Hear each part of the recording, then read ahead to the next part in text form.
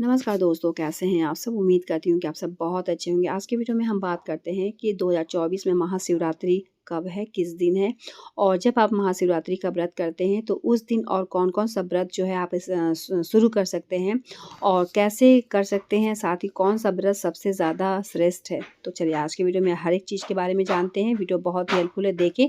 कोई भी सवाल होगा नीचे कमेंट बॉक्स में ज़रूर बताएँ। तो बात करते हैं महाशिवरात्रि के बारे में। तो ये फाल्गुन मास के कृष्ण पक्ष के चतुर्थी तिथि को महाशिवरात्रि का पर्व है। मान्यता है कि इस दिन शिव जी और माता पार्वती का विवाह हुआ था।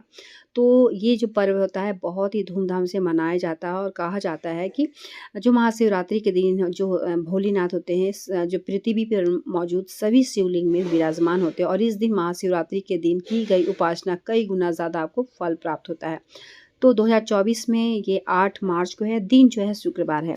और इस दिन कौन-कौन सा व्रत जो है आप शुरू कर सकते हैं, स्टार्ट कर सकते हैं, यानी आप कोई भी जो व्रत है उठा सकते हैं। तो एक तो आप प्रदोष व्रत उठा सकते हैं जो शिव जी के लिए होता है। दूसरा जो होता है ये भी शिव जी का ही व्रत होता है जो त्रयोदशी होता है, यानी 13 होता है। दोनों व्रत आप बिल्कुल उठा सकते हैं। तो प्रदोष का जो व्रत होता है वो किसके लिए होता है और त्रयोदशी का जो व्रत होता है वो किसके लिए होता है। प्रदोष का व्रत जो अधिकांश लोग संतान की प्राप्ति के लिए, संतान के स्वास्थ्य के लिए, संतान की लंबी उम्र के लिए, यानी प्रदोष का जो व्रत होता है वो संतान के लिए ही होता है। और त्रयोदशी का जो व्रत होता है वो सदा सुहागन रहने के लिए, पति के लिए होता है, पति की लंबी उम्र के लिए होता है, दीर्घायु के लिए होता है, घर में सुख शांति के लिए होता है। दोनों ही व्रत जो है महाशिवरात्रि से आप कर सकती हैं, उठा सकती हैं। इसके अलावा अगर बात किया जाए कि और कौन-कौन सा व्रत है जो उठा सकती हैं, तो और इसके अलावा आप जो भी व्रत उठाती हैं, जो साप्ताहिक व्रत होता है वो आप जो होलिका दहन होता है उसके बाद ही उठाना है आपको। क्योंकि अधिक मास लगने की वजह से कोई भी नया पर्व जो है नहीं उठाया जाता है। लेकिन महाशिवरात्रि स्वयं में एक सर्वश्रेष्ठ जो व्रत होता है और ये शिव जी का ही व्रत है। तो शिव जी से संबंधित ये दोनों जो व्रत है, तो प्रदोष या फिर तेरस, ये दोनों व्रत आप उठा सकती हैं।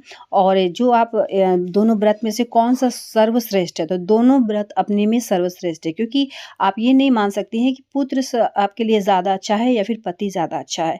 दोनों ही सर्वश्रेष्ठ है, दोनों का मान्यता बिल्कुल एक है और दोनों ही शिव जी के लिए ही किया जाता है। लेकिन प्रदोष जो होता है जो पुत्र के लिए होता है, संतान के लिए होता है, और तेरस जो होता है वो पति के लिए होता है।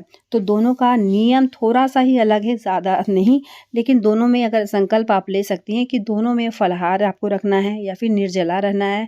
बहुत सारे लोग जो सुबह में आप पूजा पाठ कर सकती हैं, और प्रदोष में पूजा पाठ करना बहुत ज़्यादा ज़रूरी इसलिए होता है कि शिव जी का पूजा जो होता है प्रदोष काल में अगर आप करती हैं तो आपको बहुत ज़्यादा पुण्य मिलता है, लाभ बहुत ज़्यादा होता है। तो प्रदोष काल में आप पूजन करें, यानी प्रदोष का व्रत जो होता है वो शाम के समय करें, और पूजा पाठ करने के बाद, दीपक दिखाने के बाद आप फलाहार कर सकते हैं। अनाज नहीं खाया जाता है, लेकिन बहुत सारे लोग जो है वो एक टाइम अनाज खाते हैं, सेंधा नमक डाल के जो भी है। आप कुछ भी खा सकते हैं, मीठा वगैरह कुछ भी खा सकते हैं। उसी तरीके से तेरस का भी व्रत जो होता है, आप संकल्प लें कि किस तरीके से आपको व्रत रखना है, निर्जला रखना है, फलाहार रखना है, या फिर एक टाइम आप अनाज खा सकती हैं। अनाज जैसे कि मैं बताई कि नमक नहीं खाना है, उसी तरीके से आपको एक टाइम कुछ भी आप अनाज खा सकती हैं। तो प्रदोष और तेरस दोनों ही सर्वश्रेष्ठ व्रत है, पति के लिए होता है, पुत्र के लिए होता है। दोनों ही व्रत आप महाशिवरात्रि के दिन से उठा सकती हैं। कैसे आपको करना है, हर एक चीज़ के बारे में मैं वीडियोज़ देते रहती हूँ, बस आपको वीडियो को अच्छे से देखना है। क्योंकि आपके सवालों का जो जवाब है वीडियो में ही छुपा है। तो वीडियो को देखें, और कोई भी सवाल होगा तो नीचे कमेंट बॉक्स में ज़रूर बताएं। और वीडियो अच्छा लगे तो लाइक और चैनल को सब्सक्राइब भी ज़रूर करें। साथ ही तेरस हो या फिर प्रदोष है, यहाँ मैं बता दे रही हूँ कि आप छोड़ कर भी कर सकते हैं। ऐसा नहीं कि व्रत, जैसे कि 2 दिन कोई व्रत पड़ जाता है, तीज है, बीच में आपका तेरस हो या फिर प्रदोष है, तो आपको छोड़ना नहीं है। छोड़ कर भी अब अगले महीने से भी फिर स्टार्ट कर सकती हैं। तो इन सब बातों को ज़रूर ध्यान रखिए। उतना ही व्रत करें जितना कि आपका शरीर इजाज़त देता है, जितना आपका शरीर जो है कर सकता है। ज़बरदस्ती का आपको ढेर सारा व्रत आपको नहीं करना है। स्वास्थ्य को ध्यान में रखते हुए ही आपको व्रत भी करना है। तो चलिए मिलते हैं एक नए वीडियो के साथ, तब तक के लिए धन्यवाद।